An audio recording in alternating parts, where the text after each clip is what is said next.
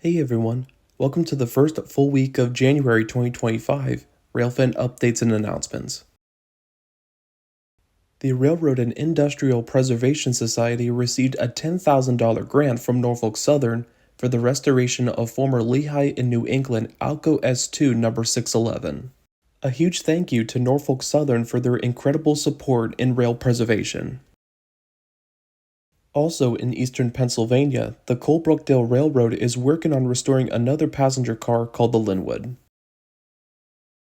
Just about a month away will already be a Reading and Northern Iron Horse Ramble steam excursion to be pulled by 484 steam locomotive number 2102.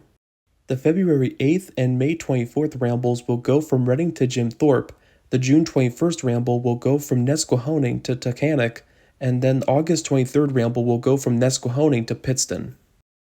Also, according to the Reading and Northern's December 28th press release, the other steam locomotive 462 number 425 is expected to finish her rebuild and be back into service in the later half of 2025.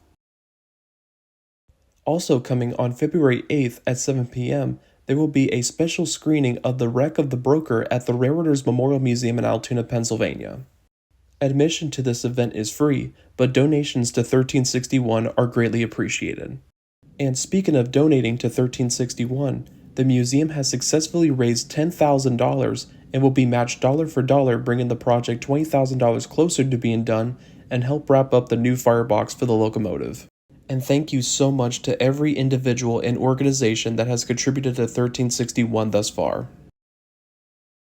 At the Western Maryland Scenic Railroad, not only has 1309 been receiving attention, but also 734, aka Mountain Thunder, has been moved into the back shop and is being prepared for a full ultrasound.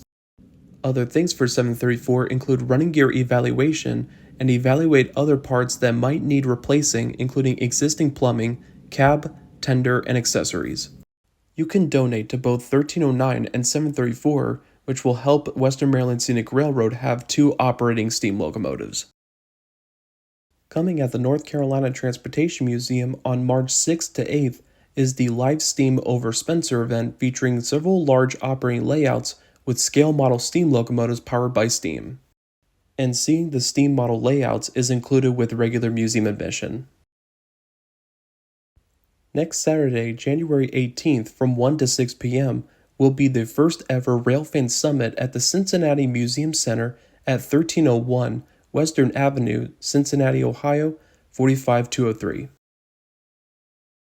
The Nashville Steam Preservation Society recently took the delivery of new tubes and flues for the restoration of Nashville, Chattanooga, and St. Louis number 576. Nashville Steam has said that the new tubes and flues will be installed later in January. The Railroading Heritage of Midwest America now has a former U.S. Army 80-ton diesel locomotive and will assist in restoration projects at the former Rock Island Shops in Silvis, Illinois. Further out west, the Abilene and Smoky Valley Railroad in Abilene, Kansas, will have a weekend of work sessions for Santa Fe 462 number 3415 from January 24th to the 26th. 2 to 3 Durango and Silverton crew members will be on site doing some serious teardown work. In order to help out in 3415's rebuild, future volunteers must fill out the volunteer application form, which I will include in the description. Also, personal protective equipment or PPEs are required. The railroad has a limited number of hard hats, hearing, and eye protection available. So you are more than welcome to bring your own equipment as well as boots, gloves, and old warm clothes that you don't mind getting dirty. We have exciting news at the Nevada Northern Railway as they have officially acquired the Doodlebug car from the Colebrookdale Railroad. Stay tuned for more updates from the Nevada Northern Railway's Facebook page on transporting the Doodlebug to its new home. In Albuquerque, New Mexico, Santa Fe 2926's crews have begun the process of rebuilding one of the locomotive's air compressors. New Mexico Heritage Rail needs your support to prepare the 2926 for future mainline excursions out of Albuquerque for preservation, education, and heritage tourism. The California High-Speed Rail Authority recently celebrated the next major step forward by beginning laying track for the high-speed rail corridor. Having a high-speed rail line will provide more options to get around California, as the first major phase of the project will go from Los Angeles to San Francisco, while the next phases of the service will provide extensions to Sacramento and San Diego.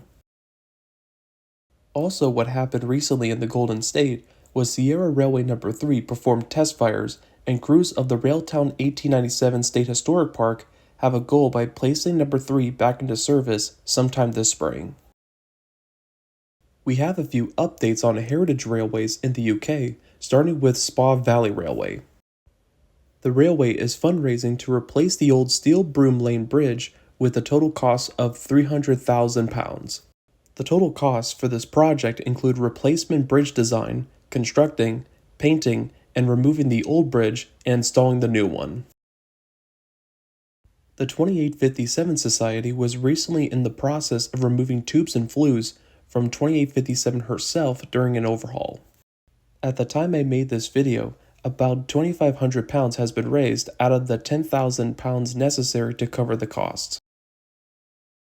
And at the Bluebell Railway, we'll have IVA tank engine number 41313 visiting for the branch line gala from March 14th to the 16th.